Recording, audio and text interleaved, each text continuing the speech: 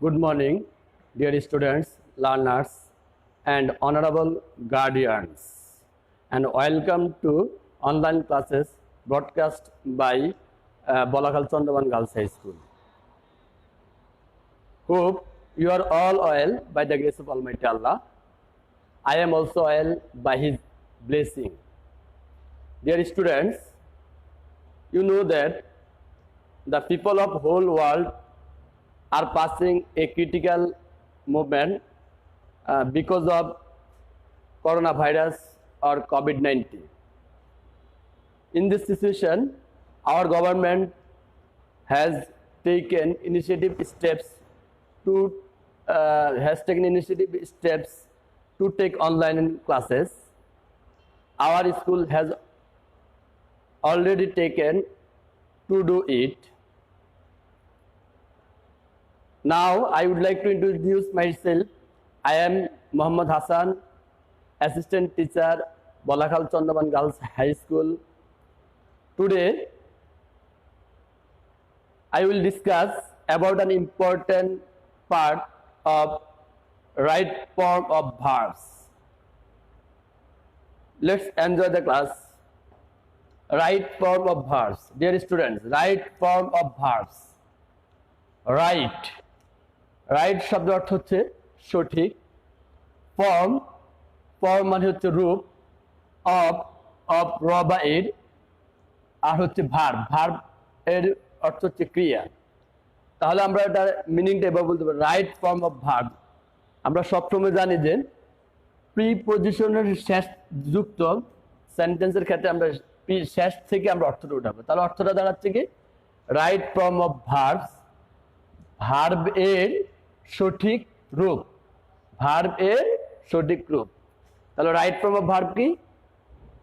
Right form of verb হচ্ছে ভার্বের সঠিক রূপ, অর্থাৎ কোন জায়গায় কোন ভার্বটা বসবে সেটা আমাদেরকে ওইভাবে বসানোটা হচ্ছে কি রাইট ফর্ম অফ ভার্ব। তাহলে what is right form of verb?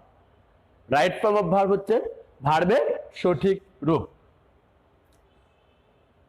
ভার্বের সঠিক রূপ, ফর্মস অফ ভার্বস, ভার্বের রূপ সমূহ।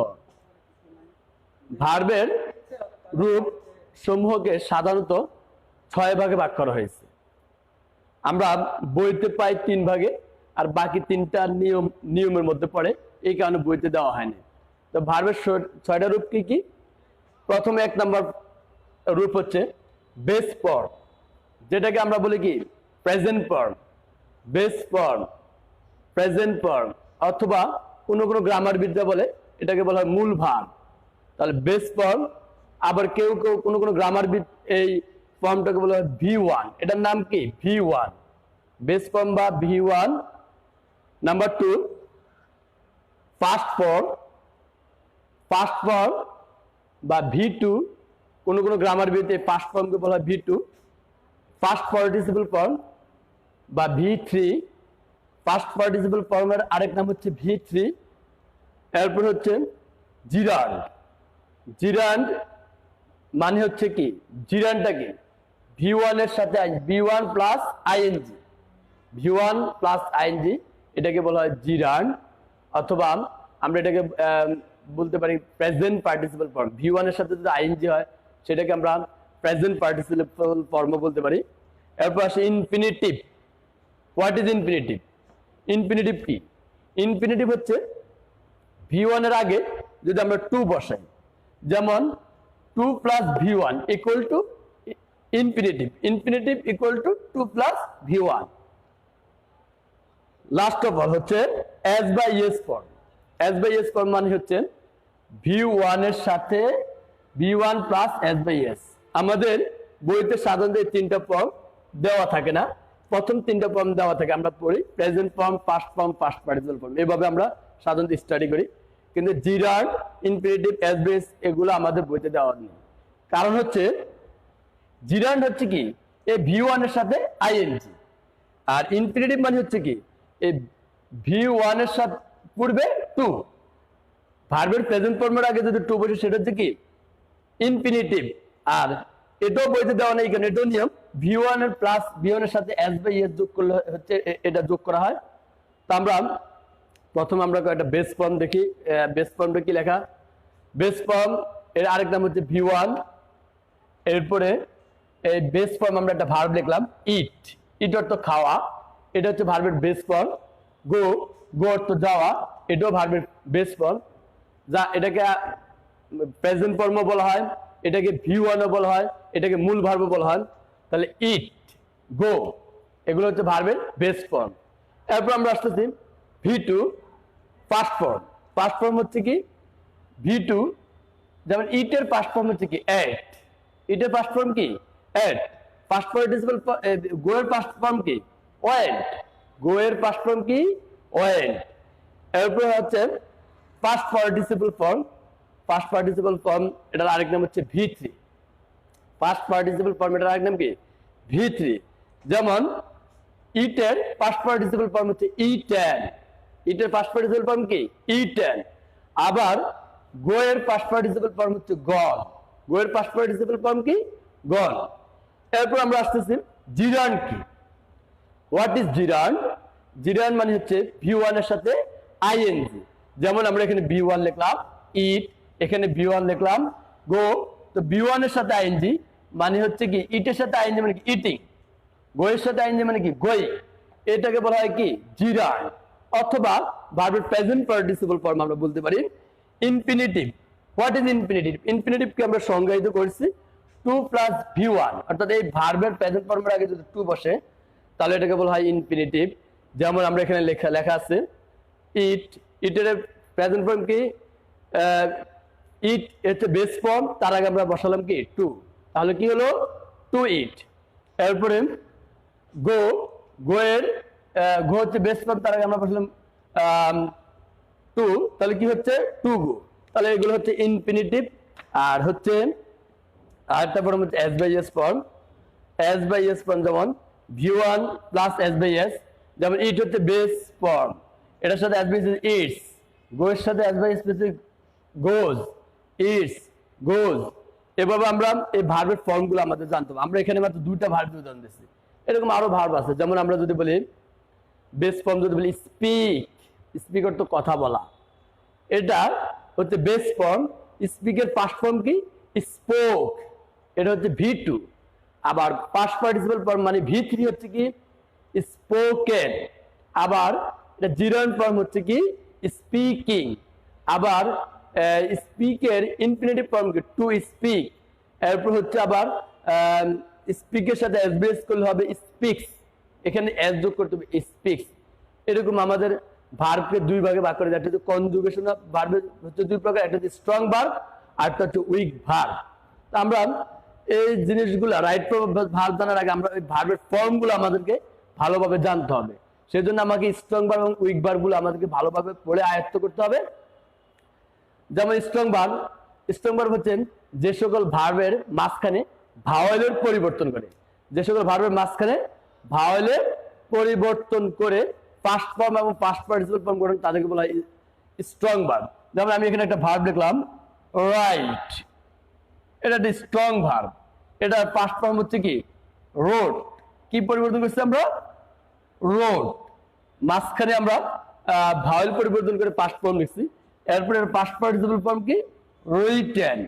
পাস্ট পার্টিসিপল ফর্ম হচ্ছে written, right, road, written, right, road, written. এভাবে স্ট্রং ভার্ব অনেক আছে, যেমন টিচ, টট, টট। এরকম আমাদের স্ট্রং ভার্বগুলো। এবং উইক ভার্ব হচ্ছে কি স্ট্রং ভার্বগুলো আমাদেরকে আয়ত্ত করতে হবে। আর উইক ভার্ব হচ্ছে যে সকল ভার্বের শেষে আমরা ডি অথবা ইডি অথবা টি যোগ করে আমরা ফার্স্ট ফর্ম এবং পাস্ট পার্টিসিপল ফর্ম গঠন করি, সেটা হচ্ছে কি উইক ভার্ব। যেমন আমরা যদি বলি ওয়ার্ক, ওয়ার্ক অর্থ কি কাজ করা, আর ওয়ার্ক এটা হচ্ছে কি উইক ভার্ব। এটা শেষে আমরা কি যোগ করলাম ইডি। ওয়ার্ড, ওয়ার্ড ইডি যোগ করলে কি হলো, এরপর পাস্ট পার্টিসিপল ফর্ম ওয়ার্ড এর সাথে কি যোগ করলাম ওয়ার্ড। এভাবে আমরা ইডি যোগ করে যে সকল ভার্ব ইডি টি যোগ করে পাস্ট পার্টিসিপল ফর্ম গঠন করে তাদেরকে বলা হয় উইক ভার্ব। তো আমাদেরকে এই রাইট ফর্ম অফ ভার্বের রুলস জানার আগে আমাদেরকে আগে ভার্বের ফর্মগুলো ভালোভাবে শিখতে হবে। এগুলো বইতে দেওয়া আছে। তো ডিয়ার স্টুডেন্টস, সবাই এই রাইট ফর্ম ভার্ব নিয়ম শিখার আগে আগে এগুলো জানতে হবে। এগুলো আমরা আশা করি সবাই শিখছো, এবং যারা শিখুনে তারা অন্তত দৈনিক 5টা ভার্ব হলো আমাদেরকে শিখতে হবে। তাহলে আমরা ভার্বের ফর্ম জানলাম কয়টা? 6টা। বেস ফর্ম বা B1, first form V2, first participle form V3, জিরান্ড মানে B1 সাথে আইএনজি, ইনফিনিটিভ মানে 2 + V1, এস বাই এস মানে হচ্ছে ভার্বের প্রেজেন্ট ফর্ম বা বেস ফর্মের সাথে এস বা ইএস। তো আমাদেরকে এগুলো আগে জানতে হবে। আমরা দুটো উদাহরণ দিয়ে দিলাম।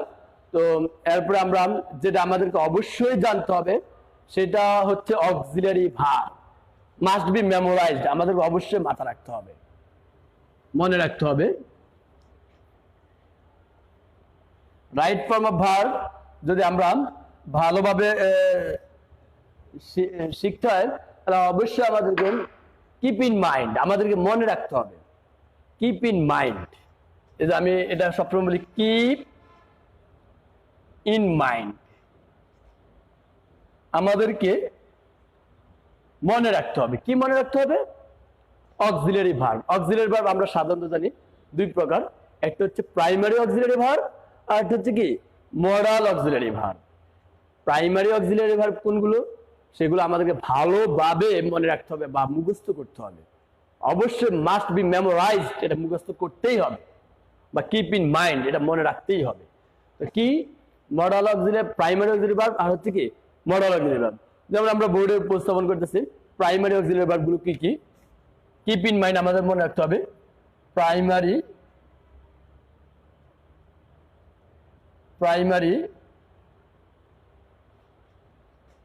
এটি হচ্ছে অক্সিলারি বিধি verb, primary auxiliary verb. Primary auxiliary ভার্বকে সাধারণত 3 ভাগে বিভক্ত করা হয়েছে। যেমন আমাদের কিভাবে আয়ত্ত করতে হবে এটা, প্রথম হচ্ছে to be verb. To be থেকে সৃষ্টি কি কি হয় দেখো, ডিয়ার স্টুডেন্ট সবাই একটু ফলো করো। এম, ইজ, আর, এই 3টা বসে। এম ইজ আর প্রেজেন্ট টেন্সে। এরপর আসো ওয়াজ,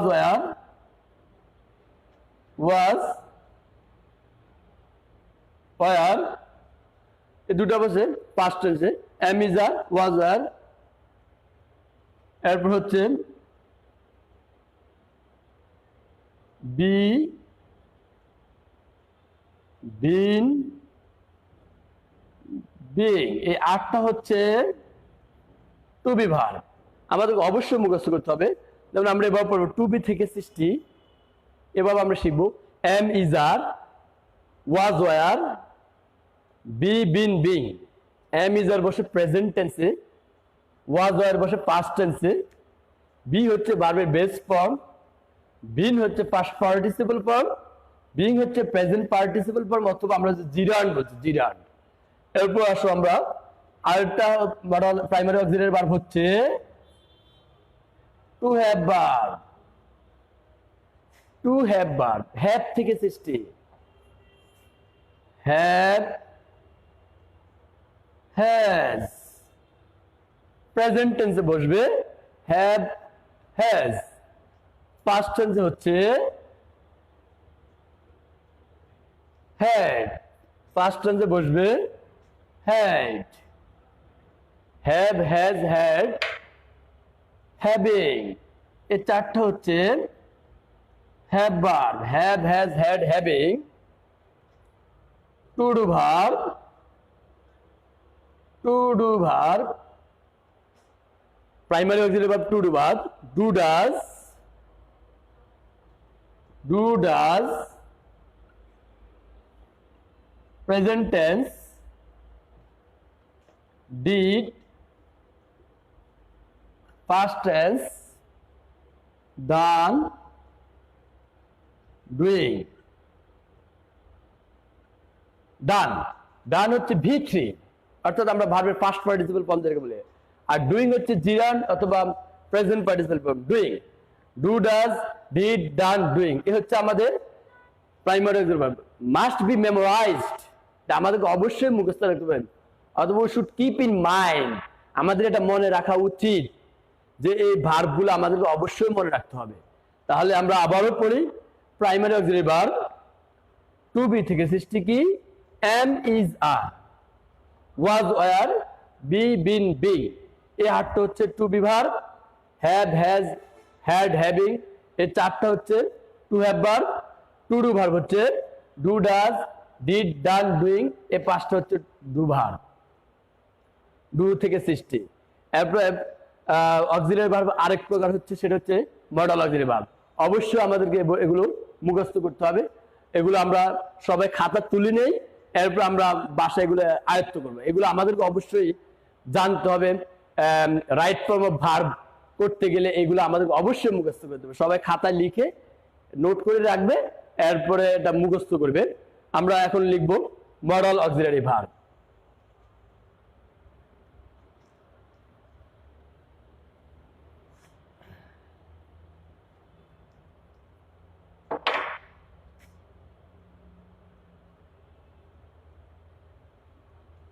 modal auxiliary verb,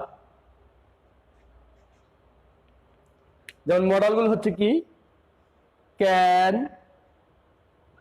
could, shall, should, will, would, may, might,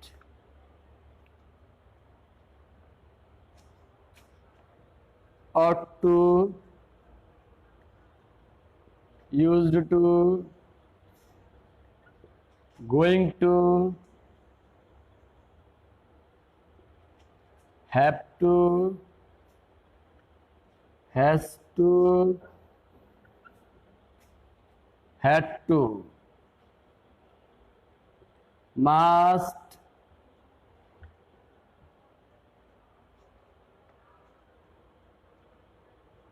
need, dare, had better, had rather, would better,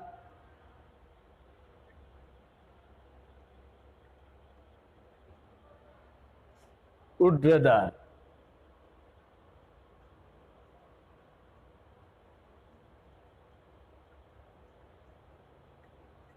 etc. Dear students, এই হচ্ছে আমাদের modal auxiliary verb. Can, could, shall, should, will, would, may, might, ought to, used to, going to, have to, has to, had to, must, need, dare, had better, had rather, would better, would rather। এই modal auxiliary এবং primary auxiliary আমরা দুই প্রকার দিয়ে লিখে দিচ্ছি। আমরা অবশ্যই এগুলো খাতায় লিখবো এবং মুখস্থ রাখতেই হবে। না রাখলে আমাদের রাইট ফর্ম অফ ভার্ব গিয়ে আমরা রুল পড়বো, কিন্তু মনে রাখতে পারবো না, বুঝবো না। তাহলে মডাল অক্সিলারি ভার্বগুলো আমরা লিখে নিব সবাই। Can, could, shall, should, will, would, may, might, ought to, used to, going to, have to, has to, had to, must, need, বেশ সঠিক রূপ বসাতে পারবো। তা আমরা রুলগুলো সাধারণত 1 2 3 4 5 এভাবে আমরা আকারে লিখে এরপর আমরা এগুলো এক্সাম্পল দেব। যেমন আমরা ফার্স্ট রুলে যদি লিখি রাইট ফর্ম অফ ভার্বের নিয়মাবলী, রাইট ফর্ম অফ ভার্বের নিয়মাবলী, রুল 1। রুল 1 আমরা রাইট ফর্ম অফ ভার্ব অন্যতম একটা নিয়ম শিখবো। এখন কিছুক্ষণ আগে আমরা জানছি মডাল অক্সিলারি ভার্ব এবং প্রাইমারি অক্সিলারি ভার্ব কি, কোনগুলো মডাল অক্সিলারি ভার্ব, কোনগুলো প্রাইমারি অক্সিলারি ভার্ব। তো এখানে আমরা রুল 1 আমরা দিব মডাল অক্সিলারি ভার্বের পরে ভার্বের বেস ফর্ম বসে। আমরা ফর্মও জানছি, বেস ফর্ম কি, অথবা V1 বসে। তারপরে মডাল অক্সিলারি ভার্বের পরে বেস ফর্ম অথবা V1 বসে। তাহলে আমরা রুলটা লিখি, মডাল অক্সিলারি ভার্ব এরপরে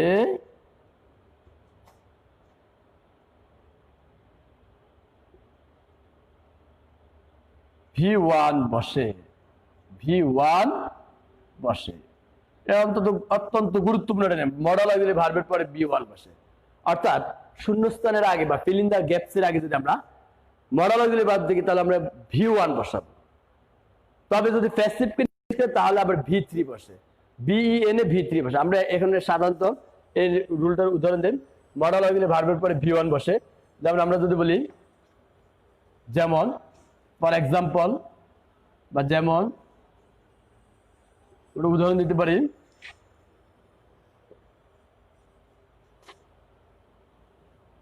we must dash there,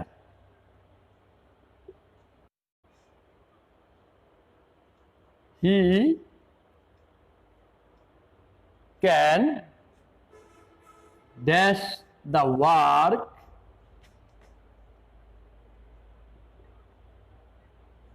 timely।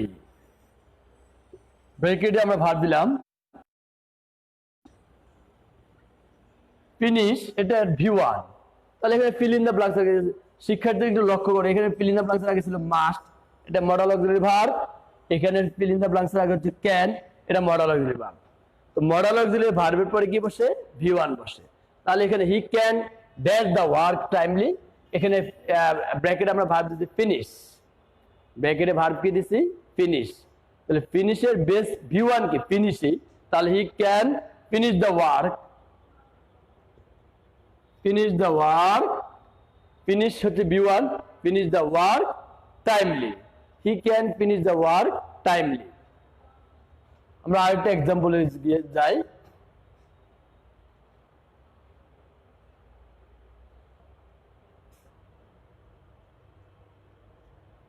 we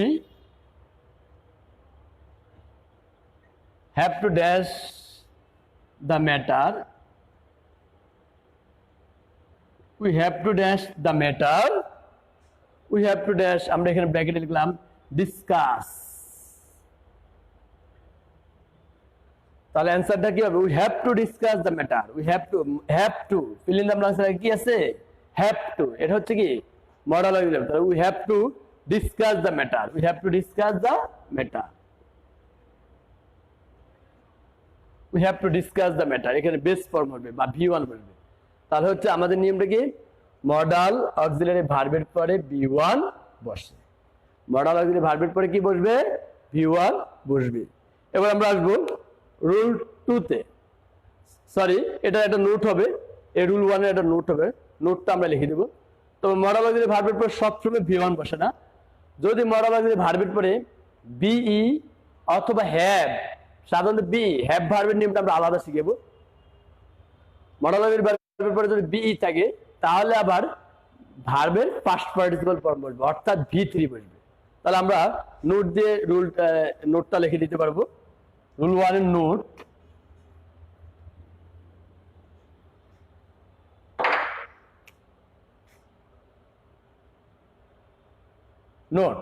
rule 1 এর নোট আমরা সবাই লিখি।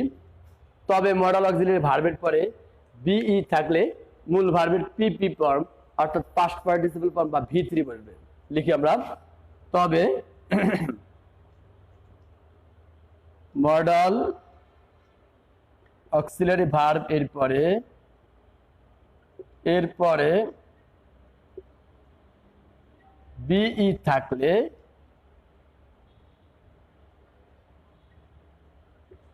V3 বসবে। আমরা V3 কি আমরা শিখেছি? V3 বসবে, অর্থাৎ ভার্বের পাস্ট পার্টিসিপল ফর্ম বসবে।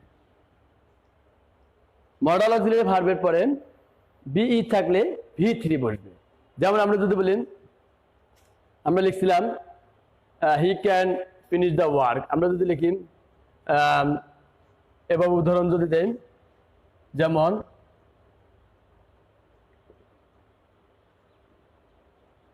the work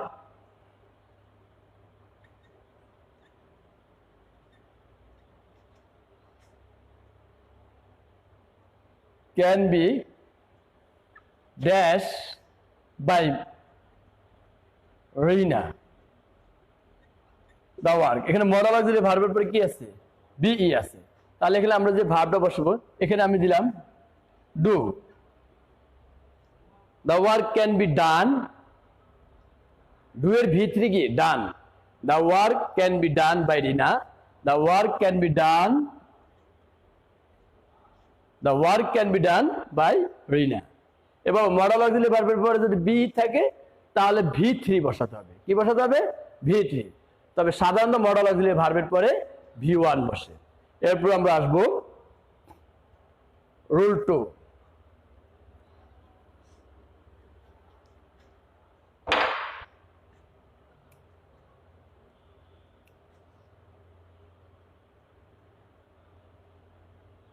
rule 2, preposition. আমরা ক্লাস 6, 7, 8 এ প্রিপজিশন সম্পর্কে জানছি। প্রিপজিশনটা কি? তো প্রিপজিশন যেমন of, in, on, with, without ইত্যাদির পরে আমরা সাধারণত ভার্বের V1 এর সাথে আমরা আইন যোগ করবো। অর্থাৎ আমরা যেটা জিরান শিখছিলাম ওই জিরান ফর্মে শিখবো। তাহলে আমরা লিখতে পারি preposition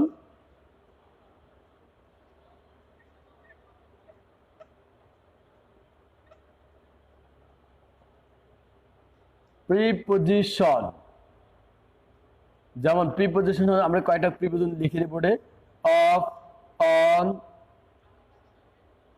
with, without, by, for ইত্যাদি ইত্যাদির পর, অর্থাৎ প্রিপজিশন আরো আছে। ইত্যাদির পরে V1 এর সাথে আইন যোগ করতে হবে। V1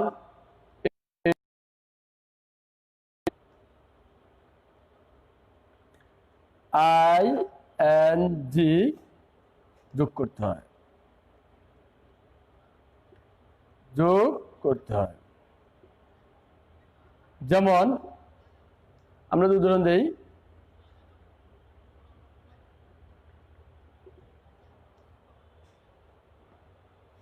আমরা যদি দেই